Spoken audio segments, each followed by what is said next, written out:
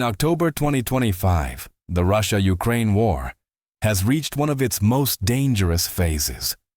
Overnight, Russia launched a massive assault on Ukraine's second-largest city, Kharkiv. Among the targets was a hospital, a place meant for healing, not war. The building was torn apart by missiles and drones, leaving dozens injured and forcing the evacuation of more than 50 patients. According to local officials, the attack also hit a United Nations aid convoy delivering relief supplies in the Kherson region. International outrage quickly followed, with Ukraine calling the assault an act of terror and world leaders demanding accountability. But the attack carried a clear message.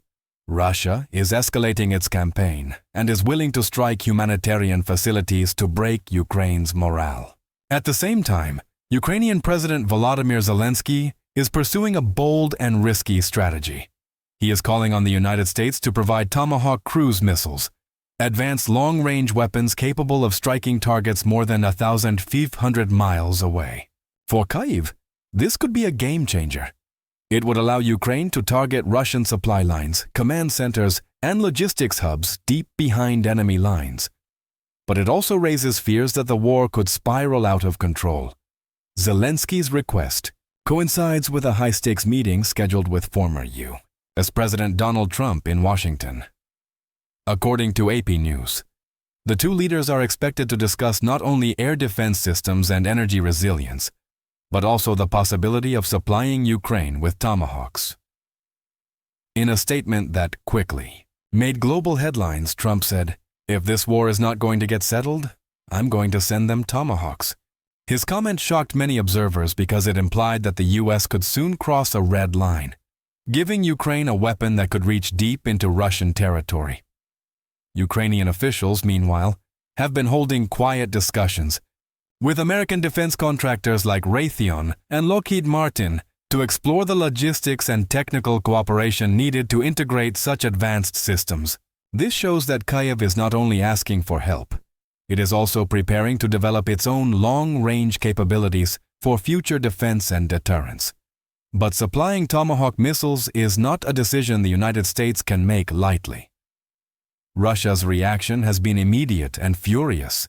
Former Russian President Dmitry Medvedev warned that sending such missiles to Ukraine could end badly for all, arguing that once a Tomahawk is launched, there's no way to distinguish whether it carries a conventional or nuclear warhead. The Kremlin called the idea a direct threat to Russian national security and warned that any launch of U.S.-supplied long-range missiles would be treated as an act of aggression by the West itself. The tone from Moscow has turned increasingly severe, signaling that Putin might consider retaliatory measures far beyond Ukraine's borders if the U.S. crosses this threshold. Within NATO, reactions are divided. Some European allies believe that providing Tomahawks would send a powerful deterrent message to Moscow and show that the West will not back down. Others fear that it could trigger a full-scale confrontation between nuclear-armed powers. According to analysts, this decision could redefine the limits of Western support to Ukraine and possibly redraw the boundaries of the conflict itself. Inside the United States, the debate is equally tense. Some lawmakers see it as necessary to help Ukraine defend its sovereignty. Others argue it's a dangerous escalation that could entangle America in another endless war. Strategically, Tomahawk missiles represent more than just a new weapon. They symbolize a shift in military doctrine. Until now, Ukraine has mostly fought a defensive war, focusing on air defense, drones, and ground resistance. With Tomahawks, Ukraine could move to offensive operations, striking high-value targets far beyond the front lines. The psychological and tactical effects of such a move would be enormous. Russian commanders would be forced to disperse resources, relocate command posts, and stretch their defense lines, weakening their grip on occupied regions. However, such a move would also make Ukraine a higher-value target for Russian retaliation. Moscow could justify broader strikes, claiming it was defending itself from long-range Western weapons. There's also the question of logistics and sustainability. Tomahawk missiles require advanced guidance systems, secure data links, and precise intelligence to hit their targets accurately. Without consistent US and NATO support in targeting, satellite surveillance, and maintenance, the effectiveness of such weapons would be limited. Moreover, the risk of collateral damage is high. A single misfire or targeting error could result in civilian casualties, giving Russia an opportunity to manipulate global opinion and accuse Ukraine of reckless aggression. From the US perspective, the calculus is complicated. Providing Tomahawks could demonstrate America's commitment to defending freedom and deterring aggression, strengthening its image as a global leader. It would show that Washington is serious about preventing a Russian victory and ensuring that other authoritarian regimes think twice before invading their neighbors. However, it would also invite risks, not just military, but political.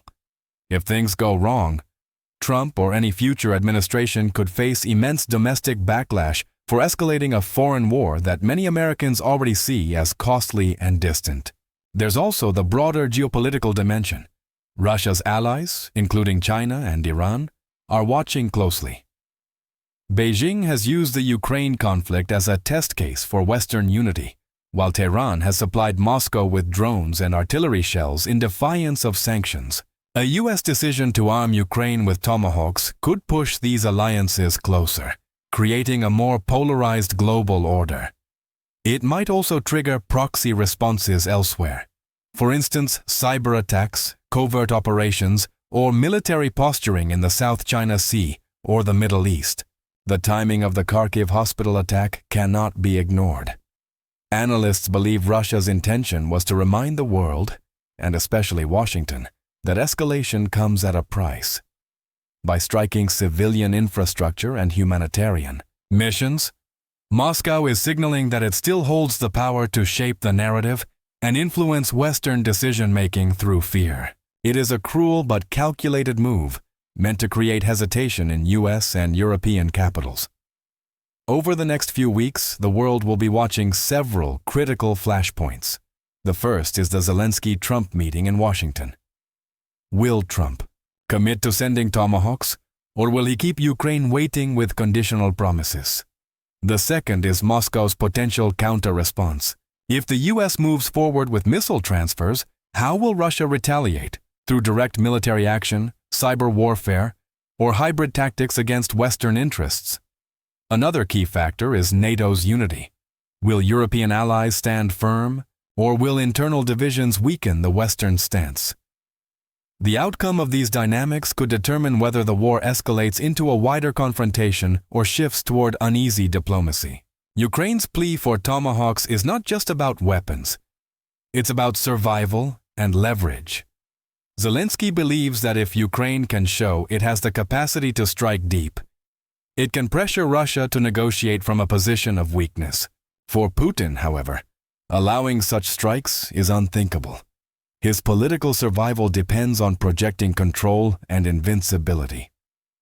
That is why this moment, the debate over long-range missiles, could be one of the most pivotal in the entire war. As the world debates how far the West should go, one thing is certain.